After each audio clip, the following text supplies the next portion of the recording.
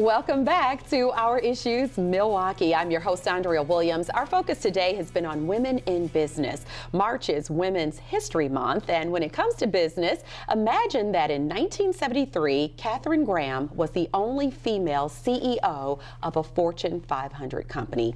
The only one. Today we are spotlighting successful women in business that live and work right here in our city. Cecelia Gore was born and raised in Milwaukee, and she serves as the executive director of the Milwaukee Brewers Community Foundation Incorporated. Hi, Cecelia. Hi, how are you? I'm doing well, and I appreciate you coming by today. Well, thank you for having me. You've been on the show before, but it was like when we first started, so almost 6 years ago. So has it been that long? It's been that long, so glad to have you here.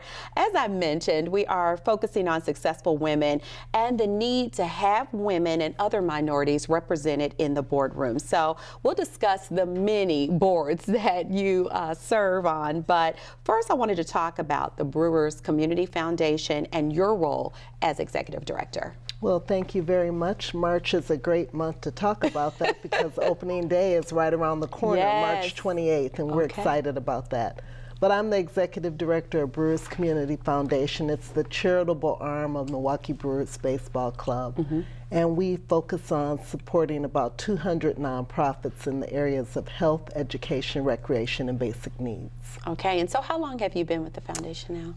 Going on 10 years. Wow, yeah. So that's amazing. So correct me if I'm wrong, when you first took on this job, you were able to really add on a couple of $1 million more than the Brewers had actually raised in years past, right? Right, we were fortunate to start our 50-50 raffle and also do a number of other things that really generated significant revenue for the charitable arm. So I'm pleased to say, since 2010, we've raised about $32 million. Woo! Yeah. $32 million. I'm really proud of that. Yes, and I'm thinking because you are a native of Milwaukee and you really are rooted in the city and you've grown up here and you know what the issues are, that really probably helps you be able to help allocate this money and go to places where you know it really will make a difference. We have some amazing nonprofits in this community that really understand the challenges. So it's not hard to identify where to give the money. Yeah. It's hard to raise the money.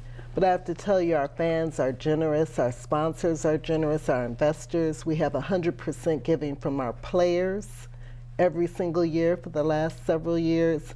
And so we're able to pull this money together. Last year, more than $5 million. Wow. And make a difference. That's what it's all about. Yeah. And so quickly, many years ago, I think it would have been unheard of, I mean, many years ago, of seeing women work with a sports franchise in some capacity. So what has it been like for you to be a part of an outstanding club like the Milwaukee Brewers? It's been great. I feel like I'm working with one of Milwaukee's iconic organizations. I have to say that women have been involved with the Brewers for quite some time. You'll recall Wendy Seelig was the president at one time. Lynn Spranger, one of your colleagues, worked in the role that I'm in now, and she did a great job. And we have a fair number of women on staff. It is still a male-dominated sector. Yeah. But there are a number of women that are making a difference. Our legal counsel, Marty Ronsky, is involved at a high level. She's one of our senior vice presidents. So women are actually involved heavily in running Milwaukee Brewers. I love that, and that probably really does help balance out all of the people that receive your message of giving, because there are mothers who are running households who bring their kids and families who come as a whole to the games. So to have representation across the board is everything, right? Yep, I think so. We say we harness the pride, passion, and commitment of our fans, our players, and other supporters. And obviously men and women are involved in that group of people that love the Brewers, and it's been a pleasure to be able to support the community through their support. So I've mentioned several times the focus is on women in business. So if you would give us your thoughts when it comes to diversity and inclusion in the workforce as a whole. Well, I think there's room for improvement. There are women that work every day. There are people of color that work every day. But if you look at the data, of which I don't have at hand, there's room for improvement. There are a number of organizations like Milwaukee Women Inc. that you have talked to earlier about the progress in boardrooms, and there has been some.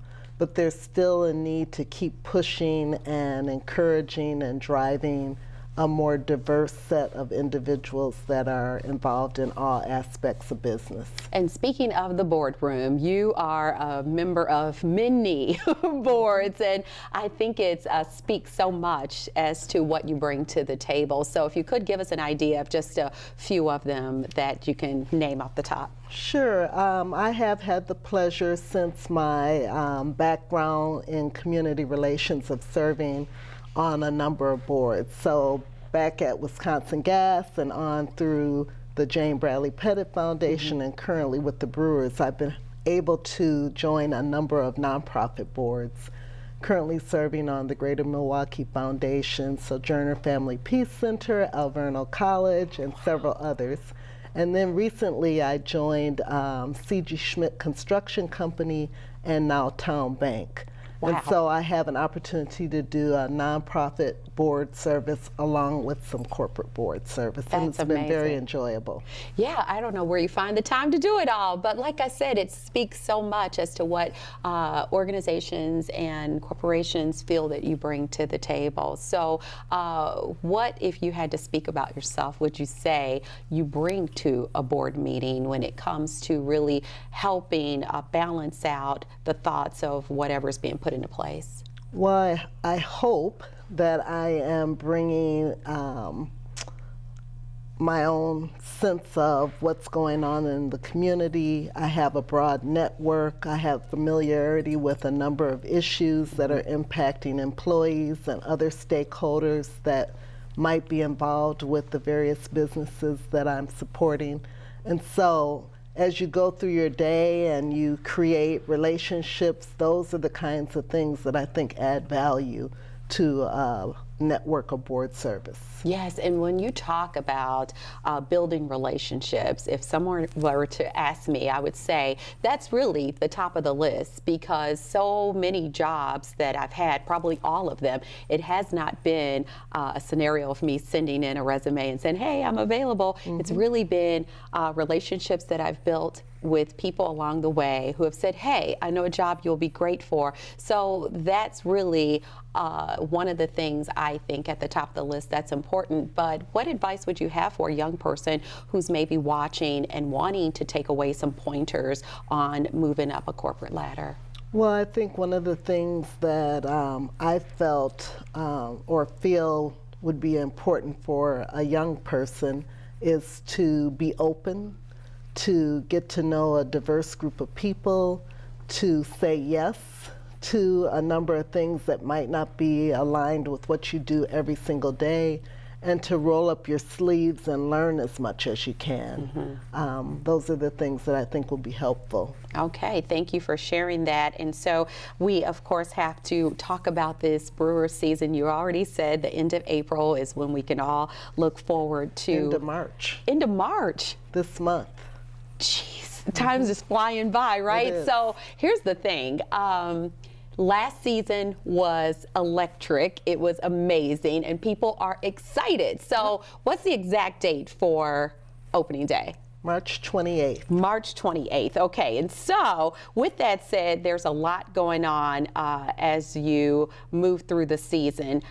Correct me if I'm wrong, April 15th, is that Jackie Robinson Day? Yes. Okay, and that's a huge day, not only with the Brewers organization, but with Major League Baseball across the board. How so?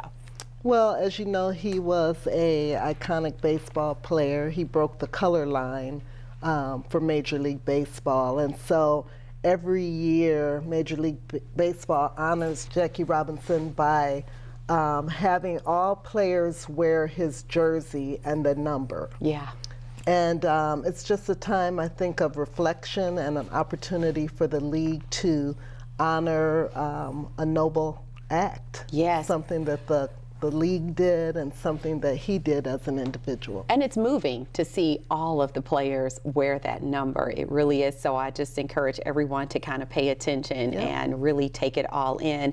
And then you have a number of charity giveaways or donations that you do throughout the season where people can kind of bring things to the ball game and donate. So I believe in April you'll be asking people to kind of bring some toiletries so that you can help those in need. Yep, we do that 4 times a year. It's called our Drive for Charity. I think our first one is peanut butter. Okay. But we do peanut butter, supplies for school, toiletries, hats, mittens, and gloves.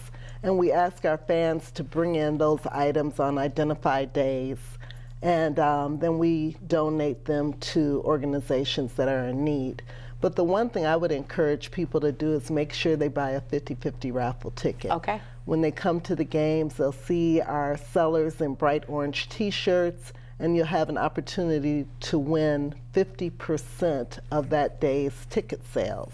If you win on opening day, you may take home about $50,000. Woo! Yeah. I'm like, a lot of people are saying, okay, tell me more. Yeah. So they can go to your website. raffle ticket. Wow. Your website will give more details on that. And that address is? Brewers.com/BCF. Okay, sounds good to me. Is there anything else you want to share with us as we wrap up today? Well, I appreciate what you do. Thank you. And you mentioned that you were recognizing women that have made a difference, and so I want to say congratulations to you as well, because you've been working for a long period of time and you've been highlighting very important issues, and I appreciate it, and I know our community does as well. Well, thank you. That means so much, especially coming from you. I appreciate all that you do, and I thank you for coming here today. Thank you. It's been a pleasure. Cecelia Gore is the Executive Director of the Milwaukee Brewers Community Foundation, Incorporated. And for more information on the Brewers Community Foundation, you can go to their website. It's at brewers.com/foundation. That's going to do it for today's show. I'm your host, Andrea Williams, as always. Thank you for watching. And I hope you join us again next week as we take another look at our issues, Milwaukee. Have a great day.